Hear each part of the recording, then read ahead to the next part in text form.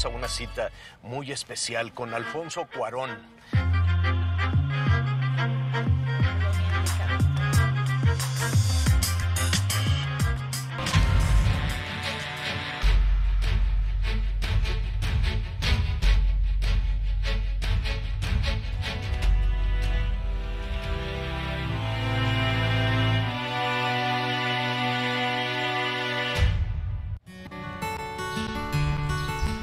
Esta calle se llama Tepeji. Tepeji. Cuando yo vivía aquí, era una colonia Roma sur, porque es distinta a la que estuvimos hace rato, muy en decadencia, donde quizá familias que habían tenido una cierta clase media en los 30s, 40s, habían comprado las casas, pero después una generación había pasado y pues toda la cosa se había ido para abajo. Y entonces esta colonia, digo, ahora es una colonia Roma. Ya no es la Roña, ahora es la Roma. Y es tiene una un segundo aire, ¿no? En esplendor. Tú vivías aquí en esta calle. Yo vivía en esta calle, en esta casa ahorita ya. En esta casa. Tú aquí pasaste infancia, adolescencia. Mi adolescencia muy temprana. Ajá. Y ya después ahí me mudé. Y seguramente en ese momento, pues en esta calle, pues realmente no te tocó, eras un niño con unos eventos políticos, trágicos, ¿no? Toda esta cuestión de la represión estudiantil, toda la cuestión del 68, que se mantiene, el halconazo, todo este tipo de situaciones. Tú las escuchabas de niño. Yo las escuché, lo escuchaba no tanto en la calle, conversaciones allá adentro. Ah, ¿esta es tu casa? Esta es mi casa, sí. Esta es mi casa. Pero eras un niño, ¿qué pensabas de...? Es que ya había... Mira, yo sí tengo la fortuna de que yo tenía un tío, Alfonso Quiroz Cuarón, un criminólogo, con el que yo tenía mucha relación. Y él me explicaba muchas cosas. Cuando la prensa demonizaba a los estudiantes, y yo tenía una parte de la familia más conservadora que hablaba muy mal de los estudiantes. Y una vez en una comida con mi tío yo hablé de eso y me dice, pero ¿por qué dices eso? Tú eres estudiante. Y para mí el estudiante es una cosa ajena. Me di cuenta que yo sí, aunque estudiante primaria, era estudiante. Y me explicó, yo tenía una fantasía de los halcones como algo de James Bond. Claro. Y entonces ahí fue como, yo sí creo que el 10 de junio, aunque tenía conciencia el 2 de octubre, el 10 de junio para mí fue como que el despertar a un entendimiento además de que vivía en una realidad más compleja de la que yo estaba acostumbrado en mi burbuja de clase media aquí en la colonia Roma.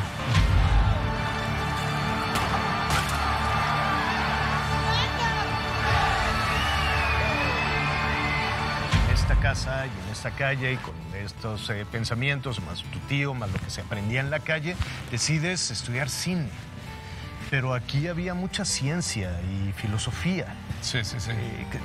¿Dónde estaba el vínculo con el cine? Además de que te ibas al cine estadio y que te la pasabas ahí, pero ¿en qué momento? Mi madre y mi abuela eran muy cineros. Y creo que tiene que ver también con toda una infancia más grande. La pasión por el cine era lo que yo quería hacer, desde que me acuerdo. Era jugar, si jugábamos a la guerra, yo jugaba a una película de guerra, no a la guerra. ¿Alguna película te determinó, alguna película que Alfonso Niño dijera, wow, yo quiero, en esas pantallas enormes que había, que íbamos al cine, y decir, bueno, esta película? ¿Qué película recuerdas? Bueno, recuerdo muchísimas películas. Y yo veía pues el cine que además que ve un niño, La aventura del Poseidón, El planeta de los simios. Había una película en la época que se llama Melody. Ah, Melody. Melody la vi como 35 veces, estaba enamorado de Melody. Pero sí. Era el romanticismo adolescente. Adolescente a todo lo que da.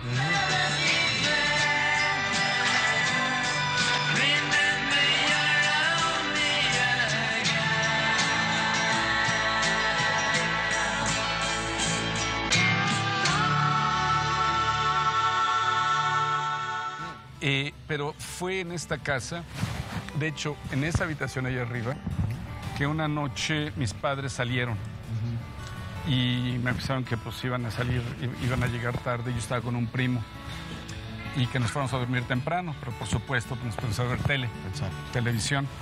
Y va a empezar una película y dice, esta película es solo apta para adultos. Por lo que mi primo y yo dijimos, pues vamos a ver esto, vamos a ver qué vemos acá. Claro. Resulta que esa película era Ladrón de Bicicletas. ¿Y era para adultos?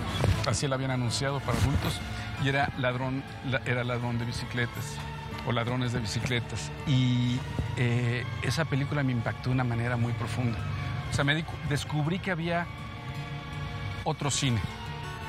Además del cine al que yo estaba expuesto, que había estado expuesto como niño, que existía un cine y era una película en blanco es una película en blanco y negro, aunque en esa época veías muchas cosas en blanco y negro, pero me sorprendió ese realismo, ese naturalismo, ¿sabes? El neorrealismo italiano.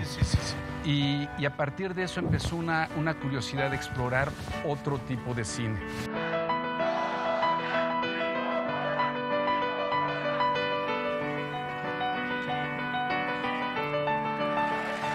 ¿Por qué hiciste aquí Roma? Aquí crecí y parte de la esencia de la película era filmar en los lugares donde sucedió la historia. Para hacer eso, Eugenio Caballero reprodujo esta calle. Director de arte. El director de arte. Por ejemplo, esa casa está transformada y lo que hizo Eugenio Caballero fue construir una fachada enfrente de esta casa, creando una fachada idéntica a la fachada que estaba ahí originalmente. ¿Por qué fue necesario hacer todo eso, Alfonso? Pues porque había una cuestión no solo de autenticidad, sino de esencia. Era importante rodar en los lugares donde sucedieron las cosas. Rodamos también, hay una escena donde sucede en Avenida Baja California e Insurgentes. Si tú vas a ese mismo lugar, es el mismo sitio, y no tiene nada que ver con todo el trabajo con lo que era en 1970. El trabajo de Eugenio Caballero, y es lo que trabajamos muy cercanamente, es que no es un tratamiento de época nostálgico. Pero me estás dejando con mucha duda y poco tiempo. ¿Qué veremos en Roma? ¿Es tu vida? ¿Es un espacio en la historia de México? ¿Es un espacio en la vida comunitaria en la colonia Roma? Bueno, es una película que el punto de partida es la historia de una clase, de una familia, clase media, en esta colonia. Pero no... Y sí, el 90% de las escenas han nacido de mi memoria. Y el afán de la película es reproducir esas memorias. Ahora, la película no es acerca de mí. Yo no soy el personaje principal. De hecho, lo que sería mi personaje es un personaje secundario. El personaje principal es la trabajadora doméstica. El tiempo se nos agota, Alfonso, y nos quedamos con mucho de esta historia, con mucho de Roma, pero con mucho más de Alfonso. Se nos quedan muchas cosas, ¿no? Ahora eres una celebridad en el mundo. ¿Qué siente ahora estar rodeado de gente cuando por aquí andabas tú solo? Aquí, pues por aquí es que es esta calle es donde yo rolaba. Aquí el Mercado Tonalá, el Cine Estadio, el Cine Gloria, que creo que ya no existen. Bueno, Alfonso, fue una conversación extraordinaria y estaremos ahí, siguiendo un proyecto que se llevó muchos años hacer. Muchos, sí. Y que estamos seguros que será exitosísimo. Pues ojalá lo vean, ojalá les guste. Gracias, Alfonso. Gracias. No, al contrario, gracias.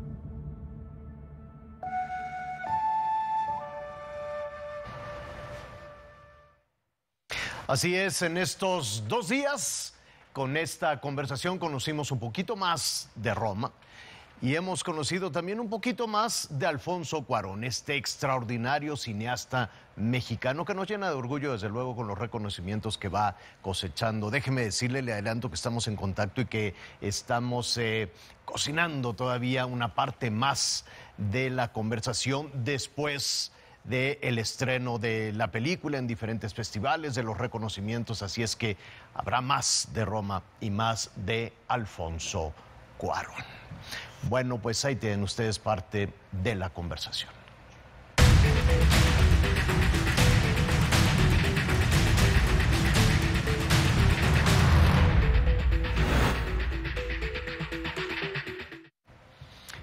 Nuestros tiempos están marcados por un giro total en la forma en la que el mundo está viendo la marihuana. La concepción creada en la CIA de Estados Unidos en el sentido de satanizar la marihuana y controlar los hábitos de la gente están quedando atrás. Hoy somos testigos de una revolución liberal y cultural porque uno de los países más grandes y prósperos del mundo, Canadá, en este país ya es legal el uso, el consumo de la marihuana con fines lúdicos. Hablamos de Canadá, donde llegó a su fin un siglo de prohibición. Así es que ya es legal la compraventa de marihuana con fines recreativos. La aportación de 30 gramos, cultivar de manera casera hasta 4 plantas de marihuana y fumar en la vía pública. El requisito es la edad. En algunas provincias canadienses es de los 18 años en adelante, en otras a partir de los 19 años. Vamos a ver cómo fue la primera jornada, la primera noche con la venta de marihuana. 10, 9, 8, 7, 6, 5, 4, 3, 2, 1.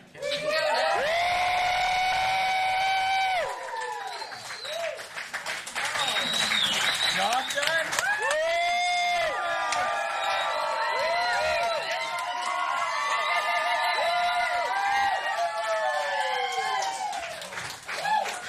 Here we go. We did it. You did it, and your party is coming up. We won. Here's your receipt. The first legal receipt issued in Canada. Thank you. And in your bags, you will have the Health Canada information, and you will have your product. Oh my God. Thank you so Thank much. you very much.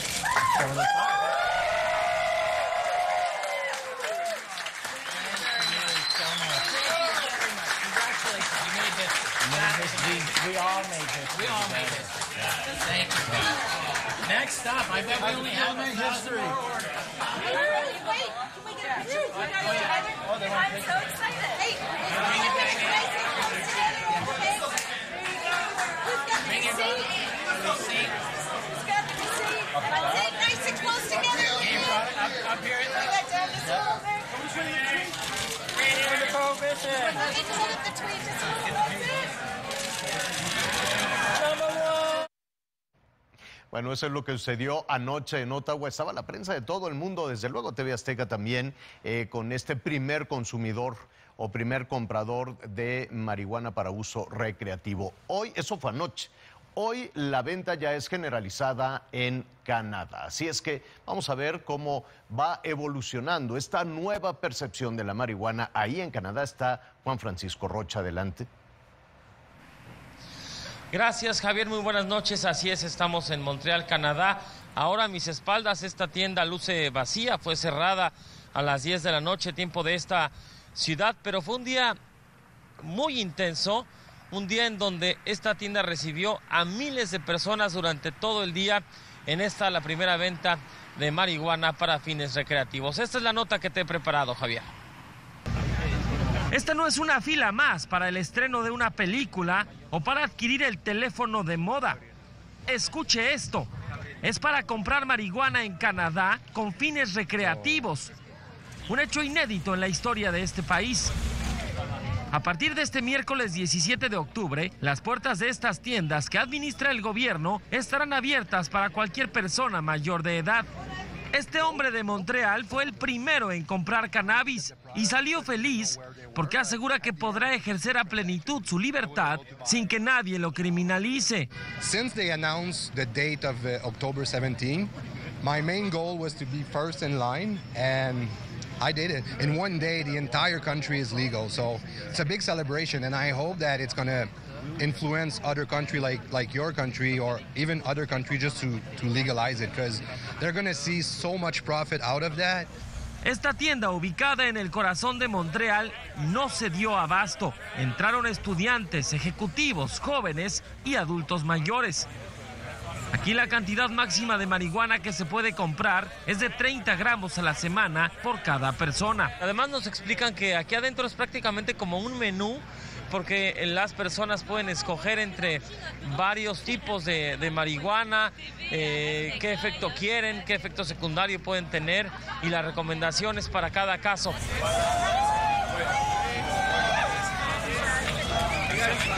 Los canadienses aseguran que legalizar esta droga será benéfico para las finanzas del gobierno y al mismo tiempo un gran golpe al crimen organizado.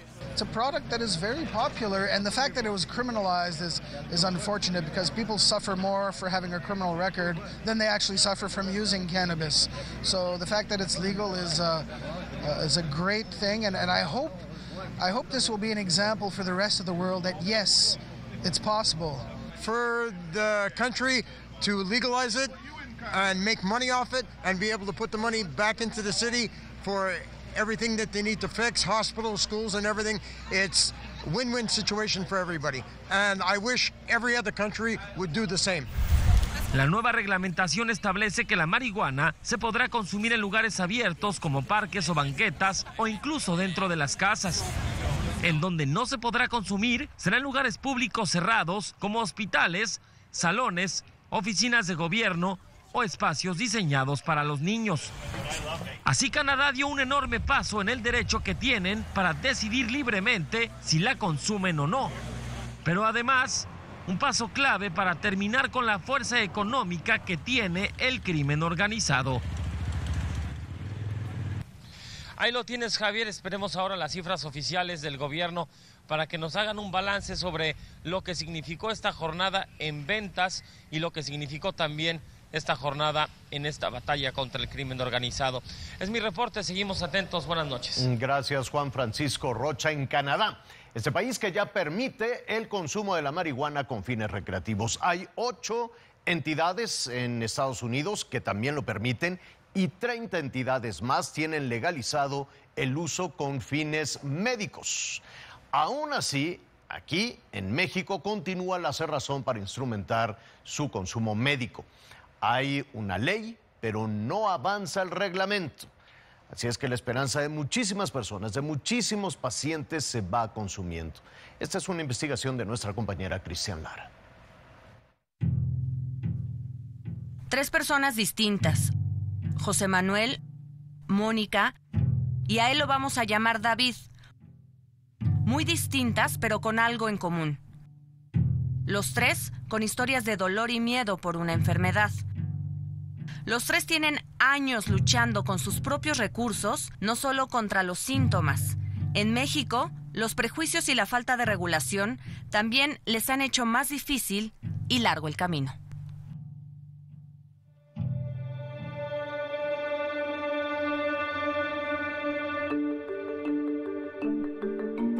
¿Nunca tuviste miedo de darle a tu hijo cannabidiol? No, nunca. No. ¿Por qué? En este primer momento que a ti te dicen, esta es la solución, el cannabis es la solución para tu hijo, ¿qué te pasó por la mente? Una gran esperanza.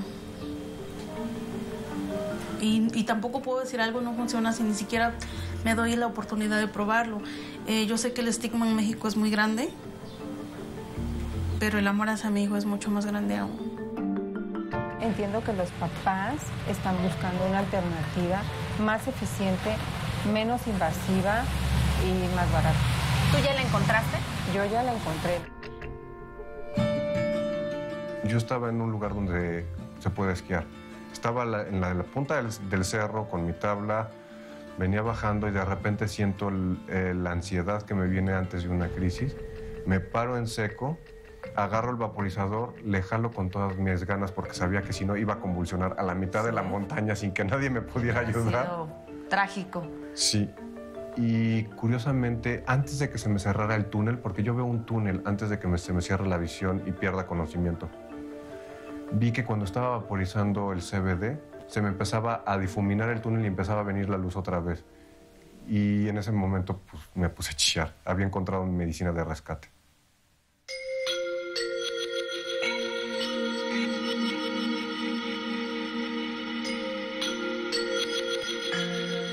Es la cannabis medicinal. Esto les está cambiando la vida a muchísimas personas, no solo en nuestro país, en todo el mundo. Personas que padecen diferentes enfermedades, niños, mujeres, adultos.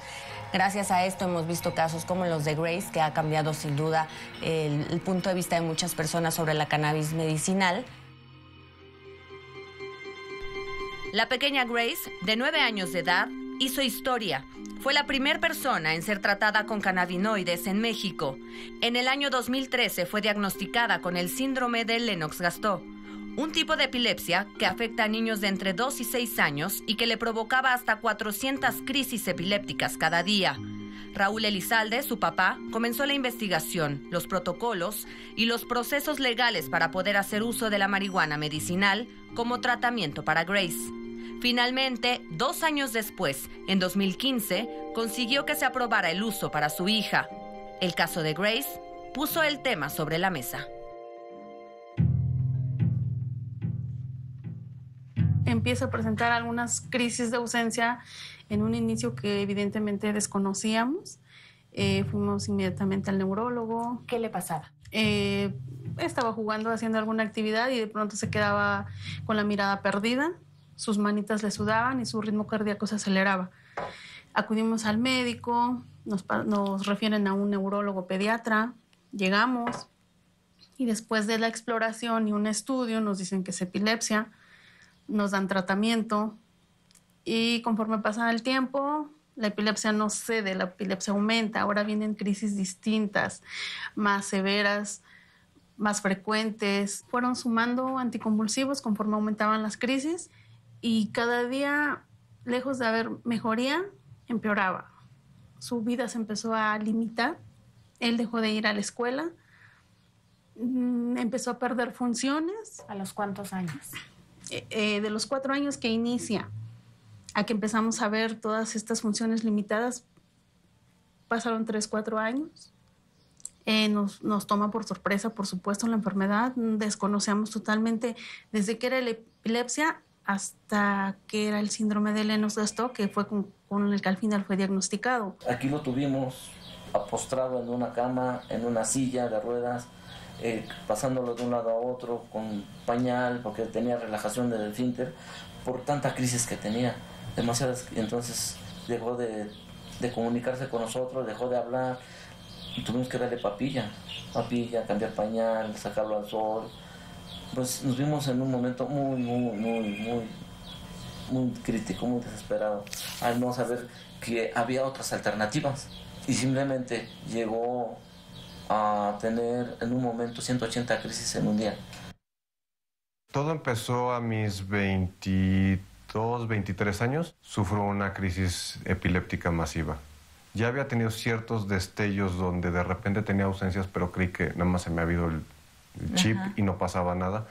Pero no fue a final de 4º, 5º semestre, tuve una crisis epiléptica tónico-clónica generalizada. Eso significa que caes al piso, pierdes conciencia y te sacudes como pescado, literal.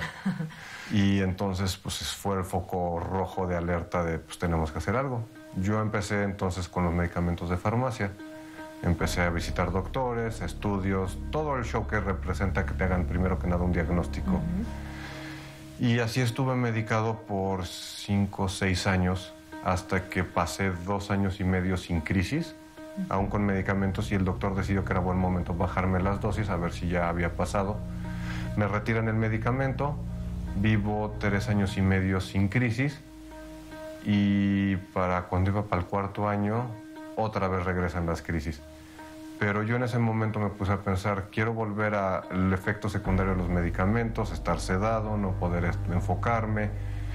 ¿Podías hacer tu vida normal? Con medicamentos no. Cuando me vuelve otra vez la crisis, en este segundo como bloque de crisis, me medican y yo en ese momento mi desempeño laboral se me fue al piso. La fibromialgia es un padecimiento que te provoca mucho dolor. Ajá. Y obviamente el dolor no te permite hacer muchas cosas. Para empezar, no te permite abrazar a los demás. A veces, como te decía, cuando te saludan, pues es un poco incómodo porque el saludo normalmente es fuerte. Claro. Sientes como pues exacerbado. Te levantas con dificultad, sientes el cuerpo todo tieso, la piel arde, como si tuvieras chivo. Te tocas y dices, bueno, sí me duele, pero no siento el dolor. O sea, es raro, ¿no? Es un dolor que tienes en todo el cuerpo. Cuando empecé con fibromialgia, yo les decía, es que a mí me duele el alma. Porque de verdad es un dolor terrible. Crisis. 176, aquí están. Aquí 176 crisis. José Manuel, Mónica, David y miles de personas siguen esperando el reglamento que no entrega la COFEPRIS. Así es que mañana vamos a continuar con esta investigación especial. Atención con el corte de agua. La Conagua decidió que no hará todos los trabajos, las reparaciones que tenía previstas para el sistema Cutzamala. Por ello, el corte de agua en la Ciudad de México y también los municipios conurbados del Estado de México durará un poco menos. El corte de agua en la Ciudad de México no será de 4, sino de 3 días, aunque los efectos se sentirán 4 días y medio. Cuando regrese el servicio no es como cuando prendes la luz y todo se ilumina. O sea, cuando regrese el servicio ahora hay que llenar todo lo que está vacío y, por ejemplo, nosotros vamos a tener el problema de tomarnos un día en llenar nuestros tanques, que son muy grandes, llenar nuestros 2,000 kilómetros de redes primarias. Esta reducción de 96 a 72 horas de corte se debe a que la Comisión Nacional del Agua solo hará trabajos prioritarios que evitarán nuevos cortes del Cutzamala en el futuro y va a posponer el cambio de tubos, válvulas y desfogues. Así lo explicó Ramón Aguirre, titular del Sistema de Aguas de la Ciudad de México, en una mesa de trabajo con diputados del Congreso de la ciudad. Ahí precisó. Entonces el día 31 vamos a dar servicio, por decirlo así, mediodía.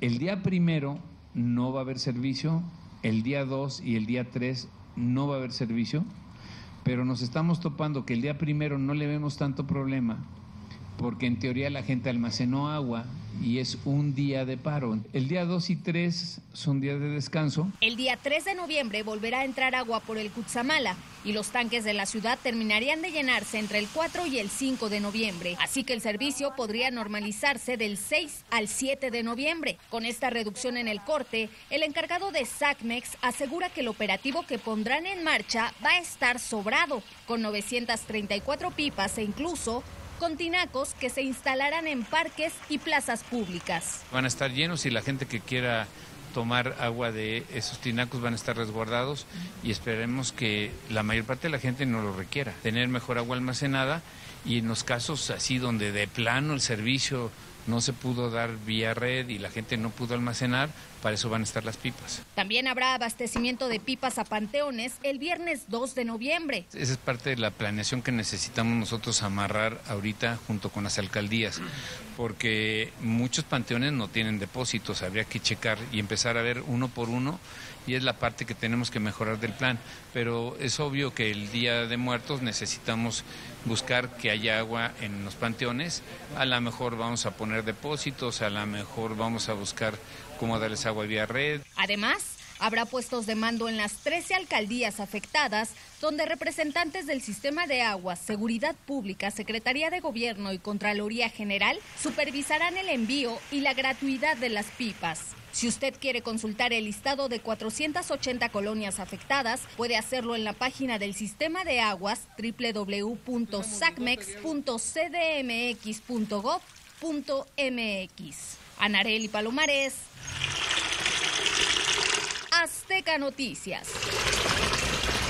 Estamos en Hechos, yo soy Javier Alatorre, tiempo de una pausa, volvemos.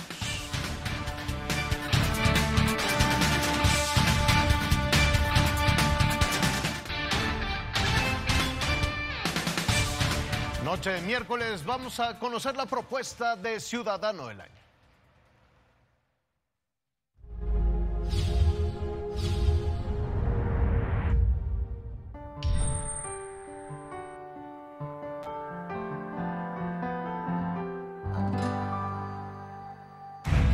Javier Bernardo Usabiaga Arroyo, agricultor. Comenzó a trabajar a los 14 años con muchas inquietudes de emprendimiento. En el campo de Guanajuato se le reconoce como un hombre enérgico y de servicio, que sabe hacer producir la tierra y que ayudó para que la tierra de otros produzca y dé sustento. He hecho a mis hijos y hemos tratado en la familia de que pues no importa realmente el qué hacer, sino el que dejas. O sea, tenemos una misión en la vida de construir un mejor ambiente, una mejor oportunidad para todos. Y eso se construye solamente con trabajo. Impulsor de proyectos rurales, promovió la modernización en el sector y dio proyección internacional del campo de Guanajuato. Javier Bernardo Usabiaga Arroyo es Ciudadano del año 2017 en Guanajuato.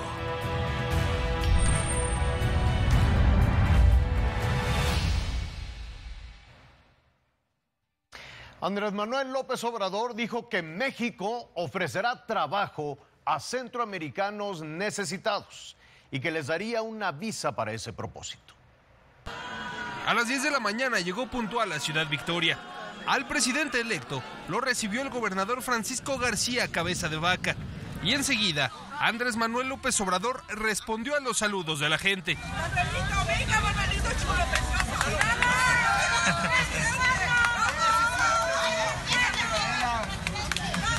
López Obrador se reunió en privado con sus anfitriones y 2 horas después dio detalles.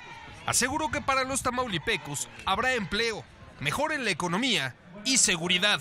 ¿Cómo vamos a garantizar la seguridad pública con policías, con soldados, con marinos, cuarteles, todo lo que se está haciendo? Pero eso no es lo fundamental. Coincidimos de que se deben de atender las causas. López Obrador también habló de migración. Le preguntaron cuál era su postura ante la caravana procedente de Honduras que busca llegar a Estados Unidos. Y él explicó las políticas migratorias que habrá en su administración. El que quiera trabajar en nuestro país va a tener apoyo, va a tener una visa de trabajo. Estamos viendo eso, no atender el asunto solo con deportaciones. Ya por la tarde, el presidente electo encabezó un mitin en Tampico y anunció que se invertirán más de 4,000 millones de pesos para rehabilitar la refinería de Ciudad Madero. Con información de corresponsales, Azteca Noticias. Vamos en este momento a una segunda pausa. Volvemos.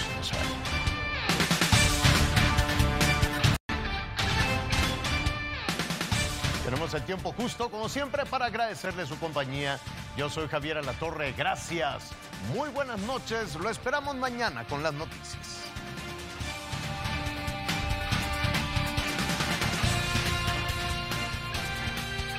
Disfruta del mejor descanso con Restonic, el colchón de tus sueños.